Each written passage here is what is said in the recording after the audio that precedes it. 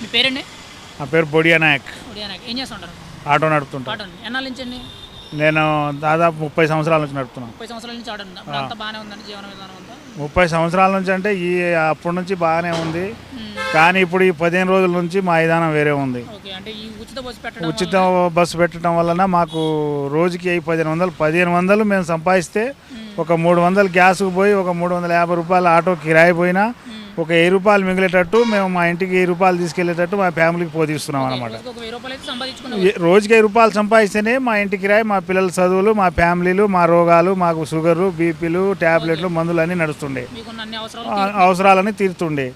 ఇప్పుడు వచ్చేసి పొద్దుగాల 4 గంటలకు వచ్చినా నేను, నా దగ్గర 200-300 రూపాయలు ఉన్నాయి. అంటే పొద్దుగాల 4 గంటలకు వస్తే ఈ టైం కల్లా నా దగ్గర 1000-1200 ఉండేవి వాస్తవంగా. ఇంకో గంట 2 గంటలకు ఇంటికి వెళ్ళిపోయేవాడిని మాట వరుస.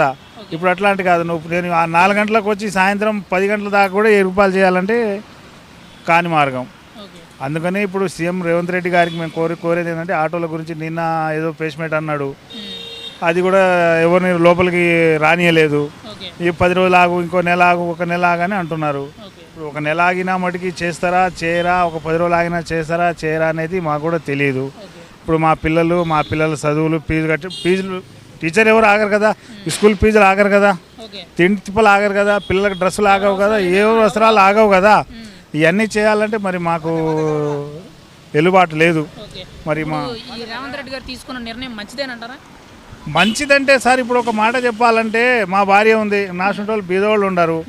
వాళ్ళు ఒక నెలకో 2 నెలలకో ఒకసారి 2 సార్లు కూడా బస్సులు ఎక్కరు. ఇప్పుడు ఉన్నోళ్ళు ఇక్కడ హైదరాబాద్లో ఉన్నారు, పల్లెటూరులో కూడా ఉన్నారు. రోజు 20 కిలోమీటర్లు పోయేటోళ్ళు కూడా ఉన్నారు. వాళ్ళు ఏం చేస్తారు, వాళ్ళు బస్సు అంటే వాళ్ళకు జాబు వస్తుంది, ₹1,00,000 50,000 జాబు వస్తుంది. అక్కడ బస్సు ఫ్రీ కూడా, ఆ డబ్బులు కూడా మిగులుతున్నాయి. ఇప్పుడు మా బొడ్డోళ్ళు సమాన వాళ్ళకి బస్సు మేము దేనికి ఎక్కుతాం చెప్పు? పేదవాళ్ళకి బస్సులో లాభం లేదు. బస్సులో ఎక్కడ పేదవాడు అనేవాడు రోజు సిటీ తిరగరు. ఇప్పుడు రోజు శ్రీశైలం పోరు, రోజు ఇప్పుడు మహబూబ్ నగర్ పోరు, రోజు ఆదిలాబాద్ పోరు కదా. ఇప్పుడు నేను బతకడానికి వచ్చాం, ఇక్కడనే బతకాలి. కానీ రోజు ఊర్లు తిరగటం, మా భార్య ఏమైనా ఊర్లు తిరుగుతుందా చెప్పు? తిరగదు కదా. ఇప్పుడు మేము రోజు 600 కూలి చేసుకునే మా భార్య రోజు హైదరాబాద్, నిజామాబాద్ తిరగాలంటే తిరగలేదు కదా. ఏదో అవసరం ఉండే వెళ్తాం, అవసరం లేకుండా వెళ్ళరు కదా. అది సేఫ్టీ ఎవరికంటే జాబ్ చేసే వాళ్ళకే సేఫ్టీ. జాబ్ చేసే వాళ్ళకి జాబు మిగులుతుంది, ఇక్కడ ఈ ఛార్జ్ పైసలు కూడా మిగులుతున్నాయి, ఆటో పెట్టే పైసలు కూడా మిగులుతున్నాయి. ఇప్పుడు రేవంత్ రెడ్డి గారు మీ ఆటో డ్రైవర్లకి రేపు వచ్చే మార్చి నుంచి కొంచెం నెల ఇంత అమౌంట్ అనో లేకపోతే సంవత్సరానికి ఇంత అమౌంట్ అనో ఇస్తామని చెప్పి ఒక అర్జీ చెప్పారు. అది ఖచ్చితంగా అమలు చేస్తారనుకున్నారు? ఇప్పుడు సంవత్సరానికి 12,000 15,000 వేస్తారు.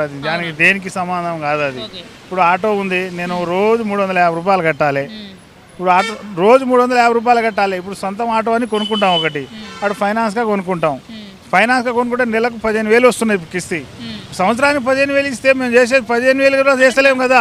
నెలకు 1,000 రూపాయలు 1,500 మీకు ఇచ్చేది. ఇప్పుడు మీకు ఒక నెలలో 10,000 ఆదాయం గండి పెడితే మీకు ఇచ్చేది ఒక 1,000 రూపాయలు కూడా రావట్లేదు కదా. 1000 రూపాయలు కూడా అంటే 1000 రూపాయలు అనుకో, 15,000 అంటే 1000 రూపాయలు అనుకో, రోజు కూడా కాదు అది, నెలకొచ్చి దానివల్ల మీకు ఏమన్నా గిట్టుబాటు ఉందా మరి చెప్పు? కంపారిజన్ లేదు. పొద్దున్న నుంచి లైన్లో 10 ఆటోలు పెట్టి కూర్చున్నాం, ఎవరిని ఫోన్లు కూడా కీమంటలేవు. ఇంతసేపు మాట్లాడుతున్నాం, ఒక ఫోన్ కూడా. ఓలా ఊబర్కైనా డ్రైవర్కైనా దేనికైనా ఒక్కసారి బుకింగ్ కూడా లేదు. మరి మేము బతకడం చాలా కష్టం కదా. మా భార్య పిల్లలు, మా ఫ్యామిలీ మొత్తం రోడ్డు మీద రావడమే కదా. ఏం పని చేసి ఒక మాటలో చెప్పాలంటే ఈ పథకం మంచిదా చెడ్డదా అంటే వేస్ట్ అని? నీవు ఇప్పుడు ఒక పథకం పెట్టినావు, బస్సు ఫ్రీ కాదు. బస్సు ఫ్రీ కాకుండా ఏదన్నా ఇంకో పథకం, ఇప్పుడు ఏదో మహాలక్ష్మి పథకం ఏదో 2,500 పెట్టినావు కదా, ఇంకో 500 కలుపు, 3,000 చేయి. బస్సులు మామూలుగా ఇదారుగా నడుపు, అందరం బతుకుతాం. ఆటోడు బతుకుతాడు, ట్యాక్సీ వాడు బతుకుతాడు, తుఫాన్ బండ్లోడు కూడా. హైదరాబాద్ నుంచి ఆదిలాబాద్ రావాలంటే, ఇప్పుడు కొడంగల్ సైడ్ నుంచి హైదరాబాద్ రావాలంటే తుఫాన్ బండ్లు చాలా ఉండేవి. ఇప్పుడు ఒక బండి కూడా రావట్లేదు. మా అచ్చంపేట నుంచి గంటకు 4 బండ్లు వచ్చాయి, తుఫాన్ బండ్లు. ఎక్కడ పోయినా తెలియదు.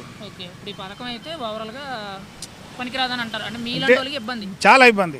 మా లాంటి వాళ్ళకి కాదు, ఈ రోడ్డు ఇప్పుడు ట్యాక్సీ వాళ్ళు ఎవరైతే ఉన్నారో ప్రైవేట్ ట్యాక్సీ వాళ్ళు అందరికీ ఇబ్బంది. అది మామూలుగా కాదు, చాలా ఇబ్బంది. అందులో మా ఆటో వాళ్ళకి ఇంకా చాలా ఇబ్బంది.